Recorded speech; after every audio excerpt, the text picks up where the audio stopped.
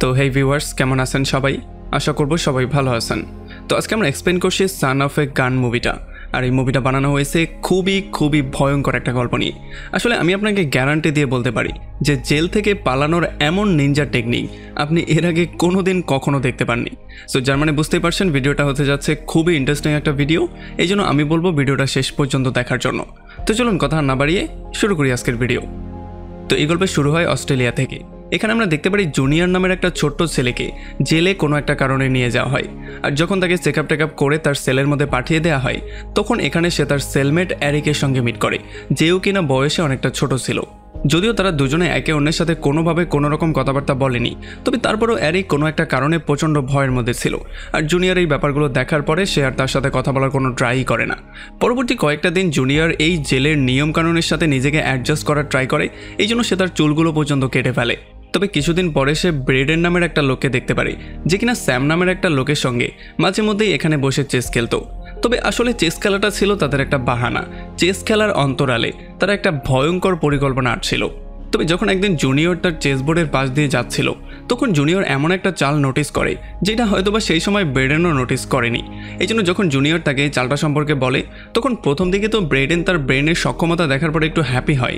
তবে পরবর্তীতে সে তাকে ক্লিয়ার করে বলে দেয় যে আমার থেকে যতটা সম্ভব দূরে থাকবে, আর নয়তো তোমার কপালে ভোগান্তি আছে। এরপরে সেদিন রাতের বেলায় জুনিয়র জানতে পারে যে আসলে অ্যারিককে ডেভ নামের একটা গুন্ডা আর তার সাঙ্গপাঙ্গরা মিলে বিরক্ত করত, তাকে এমন করে বিরক্ত করতো যেগুলো খুবই বিশ্রী ওয়েতে। তবে এই জেলের সমস্ত মানুষজন এটাকে এমন করে ইগনোর করত যেন তার সঙ্গে কিছু হয়নি। এই জন্য একদিন জুনিয়র দেখতে পারে যে রাতের বেলায় অ্যারিক এগুলোতে প্রচণ্ড বিরক্ত হয়ে একটা চাকুতে ধার দিচ্ছিল। তার মনে হচ্ছিল যে হয়তোবা এই চাকুটা দিয়ে সে প্রতিশোধ নিতে চায়। এই জন্য জুনিয়র ইগনোর করে সেখানে শুয়ে পড়ে। তবে যখন সে পরদিন সকালে ঘুম থেকে ওঠে, তখন সে দেখতে পারে অ্যারিকের লাশটা নিচে পড়ে আছে। আসলে তার গলাটা সে নিজেই কেটে ফেলেছে। যার মানে কালকে রাতে যেই চাকুটা সে ধার দিয়েছিল, সেটা সে প্রতিশোধ নেওয়ার জন্য দেয়নি, সেটা সে ধার দিয়েছিল তার নিজের গলা কাটার জন্য।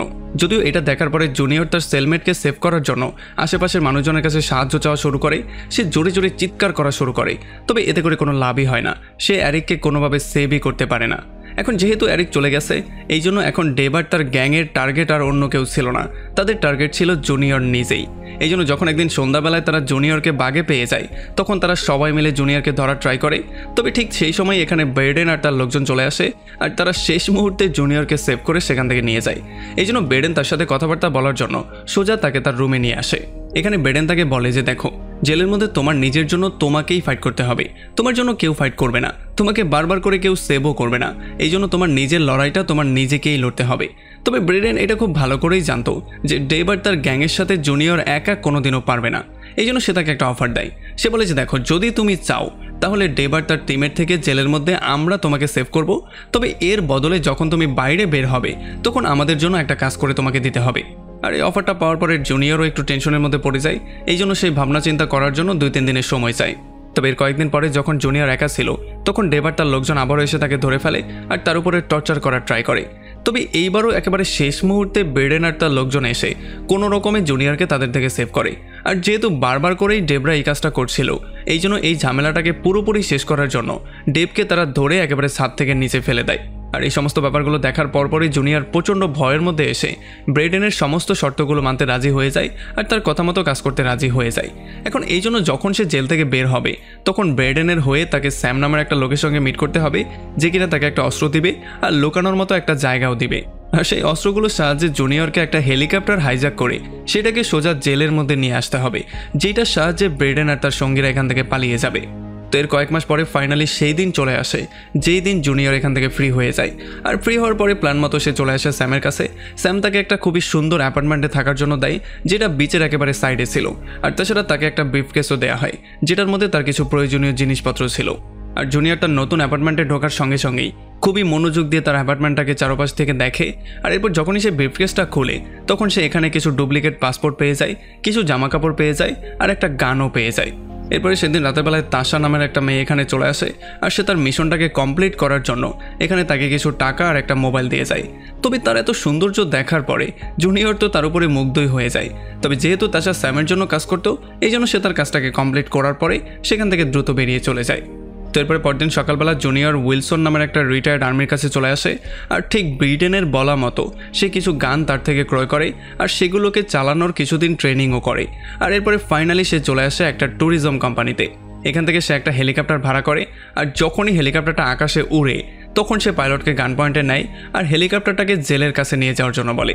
আর তখন জেলের মধ্যে ব্রেডেন, মার্ভ আর স্টারিও তারা তিনজন কোনোরকম একটা গার্ডকে বন্দি বানিয়ে জেলের মেইন দরজাটাকে খুলে ফেলে আর তারা একটা মাঠের মধ্যে চলে আসে যাতে করে তারা সেখান থেকে হেলিকপ্টারে করে পালাতে পারে। আর একটু পরে যখনই জুনিয়র সেখানে হেলিকপ্টারটা নিয়ে চলে আসে তখন তারা গার্ডকে সেখানে রেখে দিয়ে হেলিকপ্টারে করে সেখান থেকে পালিয়ে চলে আসে। তারা সেখান থেকে উড়ে একটা মরুভূমির মতো জায়গায় চলে আসে যেখানে স্যাম অলরেডি তাদের জন্য একটা গাড়ি রেডি করে রেখেছিল। আর এরপরে ফাইনালি প্ল্যান মতো তারা এখানে পাইলট আর হেলিকপ্টারকে রেখে দিয়ে গাড়ি দিয়ে সেখান থেকে পালিয়ে চলে আসে। তারা রাস্তায় খাবার খাওয়ার জন্য একটা রেস্টুরেন্টের সামনে দাঁড়ায় আর এখানে মব নামের যে লোকটা ছিল সে তাদের জন্য খাবার আনতে যায়।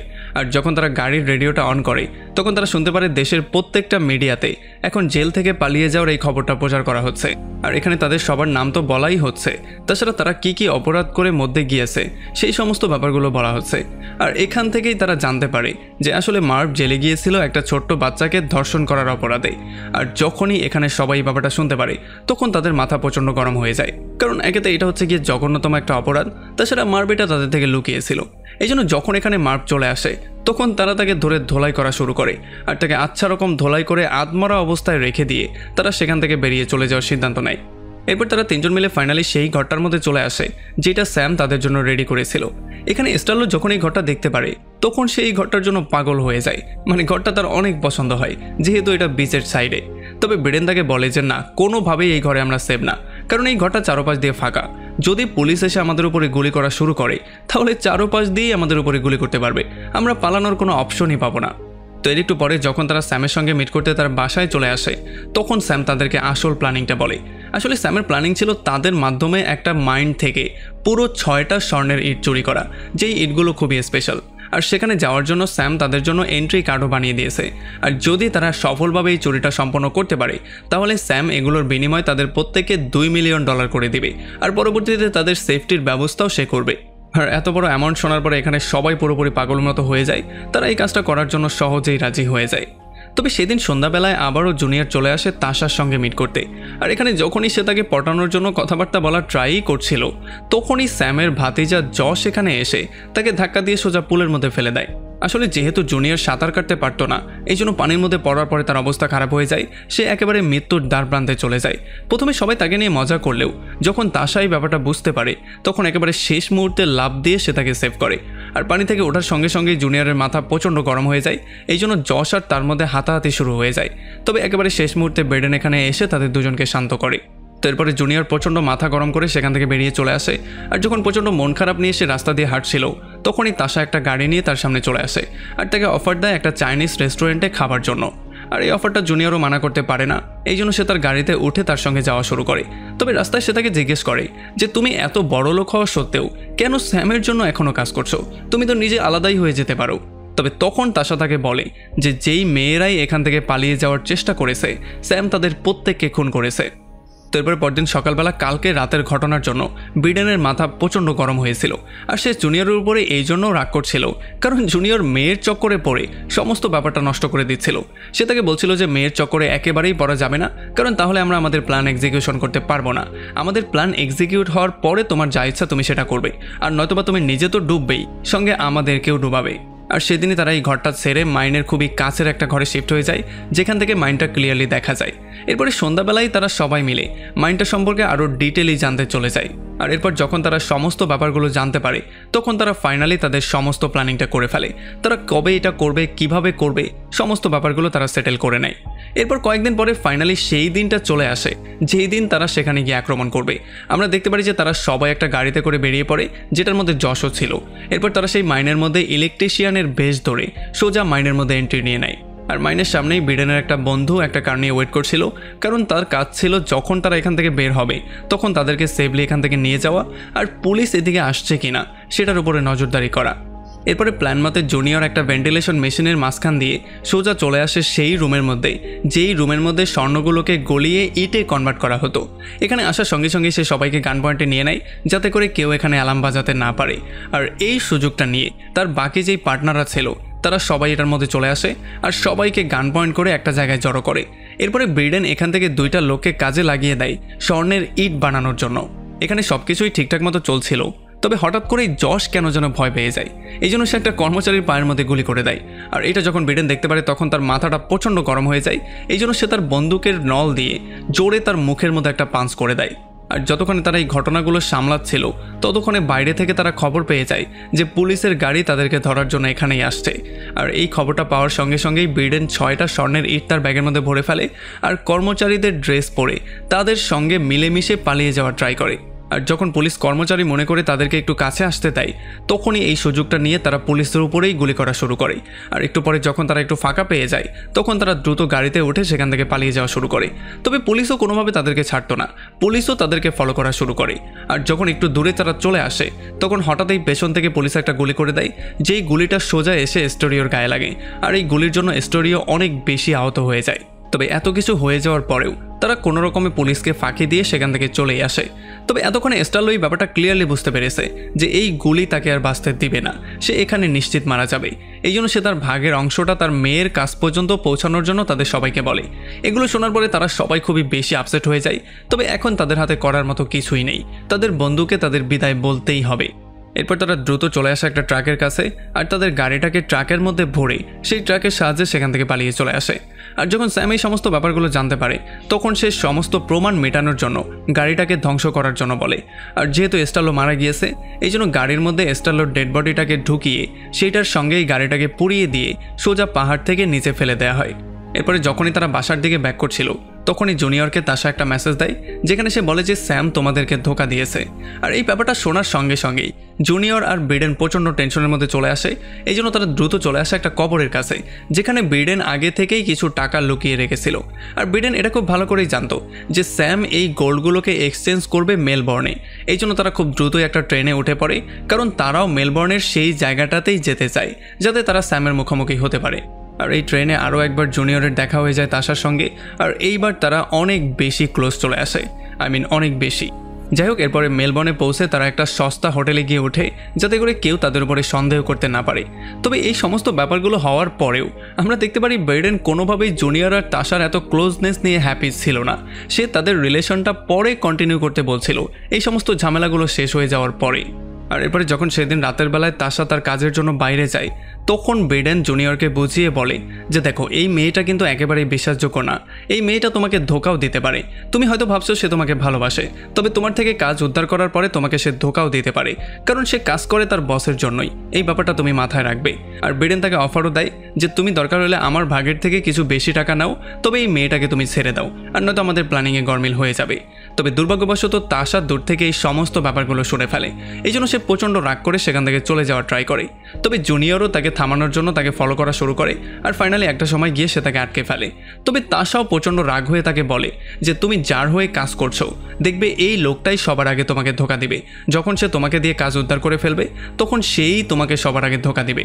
তবে তখনই ব্যান্ড নামের স্যামের একটা শুটার জুনিয়র আর ব্রেডেনের লোকেশন পেয়ে যায়। এই জন্য সে তাদেরকে মারার জন্য এখানে চলে আসে। আর সে আসার সঙ্গে সঙ্গেই ব্রেডেনের মাথায় গান পয়েন্ট করে, কারণ স্যাম ব্রেডেনকে মারার জন্য একটা পুরস্কার ঘোষণা করেছিল। তবে তখন ব্রেডেন তাকে বুঝিয়ে বলে যে স্যাম আমাদেরকে ধোঁকা দিয়েছে, স্যাম তো চাইলে তোমাকেও ধোঁকা দিতে পারে। সো কেননা তুমি এমন একটা মানুষের জন্য কাজ না করে এমন কারোর সাথে কাজ করো যাকে তুমি বিশ্বাস করতে পারো, আর তাছাড়া তার জন্য তুমি ডাবল টাকাও পাবে। আর এই সমস্ত লোপটপ দেখিয়ে সে ব্যান্ডকে তার নিজের টিমের মধ্যেই নিয়ে আসে। তো এরপরে পরদিন সকালবেলা তারা ঠিক সেই জায়গায় চলে আসে যেখানে স্বর্ণগুলো এক্সচেঞ্জ করা হবে। আর যখন তারা লুকিয়ে লুকিয়ে এই ব্যাপারগুলো দেখছিল তখন তারা দেখতে পারে স্যামের জায়গায় যশ এখানে এক্সচেঞ্জ করার জন্য এসেছে। আর যখনই এক্সচেঞ্জ করা হচ্ছিল তখনই ভ্যান একটা বিশাল বড় ট্রাক নিয়ে এসে খুবই স্পিডে তাদের উপরে চালিয়ে দেয়। আর এরপর সে ট্রাক থেকে বেরিয়ে পাগলের মতো সবার উপরে ফায়ারিং করা শুরু করে। আর এই সুযোগটা নিয়ে ব্রেডেন আর জুনিয়র সেখান থেকে স্বর্ণওয়ালা সুটকেসটা চুরি করে নিয়ে আসে। এখন যেহেতু স্বর্ণগুলো তারা পেয়ে গেছে এই জন্য এখন তাদের বদলা নেওয়ার পালা। এই জন্য তারা চলে আসে স্যামের কাছে। আর এখানে ব্রেডেন কোনো কথাবার্তা না বলেই সোজা স্যামকে শ্যুট করে সেখানে মেরে ফেলে। আর এরপর তারা খুব দ্রুতই চলে আসে একটা হোটেলে। তবে আমরা দেখতে পারি ব্রেডেন হোটেলে আসার সঙ্গে সঙ্গেই স্বর্ণওয়ালা সুটকেসটা একটা খাটের নিচে লুকিয়ে ফেলে। আর জুনিয়র একটা কাজের কথা বলে বাইরে এসে এই হোটেলের অ্যাড্রেসটা আর হোটেল রুমের চাবিটাও তাশাকে সেন্ড করে দেয়। এরপরে ব্রেডেন আর জুনিয়র একটা বোট কিনে আর এই বোটের সাহায্যে দুজন মিলে পালিয়ে যাওয়ার সিদ্ধান্ত নেয়, মানে তারা দেশ থেকে অন্য দেশে চলে যাওয়ার সিদ্ধান্ত নেয়। তবে যখনই তারা মাঝ সমুদ্রে ছিল তখনই ব্রেডেন তাকে ধোঁকা দিয়ে দেয়। মানে তাশা যেটা বলেছিল সেটাই হয়েছে। এখন যেহেতু সমস্ত টাকাগুলো ব্রিডেন পেয়ে গেছে, এই জন্য সে এখন জুনিয়রকে খুবই কম একটা পার্সেন্টেজ দেওয়ার ট্রাই করছিল, আর যদি সেটা সে অস্বীকার করে তাহলেই সে তাকে গুলি করে মেরে ফেলবে। তবে জুনিয়রও এতদিনে অনেক কিছু শিখে ফেলেছে। সে এতদিন যেহেতু ভয়ঙ্কর ক্রিমিনালদের সাথে ওঠা বসা করেছে, এই জন্য সে খুব ভালো করেই জানে যে এই লোকটা একেবারেই বিশ্বাসযোগ্য না, সে যেই কোনো সময় আমাকে ধোঁকা দিতে পারে। এই জন্য সে তাশাকে বলে সেই রুম থেকে আসল স্বর্ণগুলোই বের করে নিয়ে যায়। আর যখনই এই খবরটা ব্রিডেন পেয়ে যায় তখন তার মাথাটা গরম হয়ে যায়, আর সে সোজা গিয়ে জুনিয়রের উপরে আক্রমণ করে দেয়। এই জন্য তারা দুজনেই পানির মধ্যে পড়ে যায়। তবে যেহেতু এখন জুনিয়র সাঁতার কাটতে পারে না, এই জন্য সে মরা শুরু করে। তবে ব্রিডেন আসল স্বর্ণ কোথায় আছে সেটা লোকেশন বের না করে তাকে মরতেও তো দিতে পারে না। এই জন্য সে তাকে আবারও পানি থেকে তুলে বোর্ডের উপরে নিয়ে আসে। আর যখন জুনিয়র জ্ঞান ফিরে পায় তখন ব্রিডেন তাকে বলে যে তুই যেই চালাকিটা করলি এইটা হয়তো বা আমিও কারোর সাথে করতে পারতাম না। আসলেই তোর ব্রেইনটা খুবই শার্প, তুই তোর গুরুকেই ধোকা দিয়ে দিলি, এমনটা তো খুবই কম মানুষই করতে পারে। তবে জুনিয়র তাকে বলে দেয় যে আমি আসলে তোর মতো না, আমি তোর ভাগের অংশ কোনোভাবেই খাবো না, আমি তোর ভাগের অংশ তোর কাছে অবশ্যই পাঠিয়ে দিব। আর এইটা বলেই সে একটা স্পিডবোর্ড নিয়ে সেখান থেকে একাই বেরিয়ে চলে আসে। আর এমন একটা পয়েন্টে এই পুরো মুভিটা এখানে শেষ হয়ে যায়। জুনিয়রের জায়গায় আপনি থাকলে কি করতেন? আপনি কি ব্রিডেনকে তার ভাগের অংশটা দিতেন, নাকি তাকে সেখানে ইচ্ছারকম ধোলাই করে সেখান থেকে চলে আসতেন? সেটা আমাকে কমেন্ট করে জানান। ভিডিও ভালো লাগলে অবশ্যই একটা লাইক করবেন, আর আমাদের চ্যানেলে নতুন হলে এখনই সাবস্ক্রাইব করে ফেলুন। তোমাদের দেখা হবে অন্য কোনো ভিডিওতে অন্য কোনো একদিন। Till then, take care.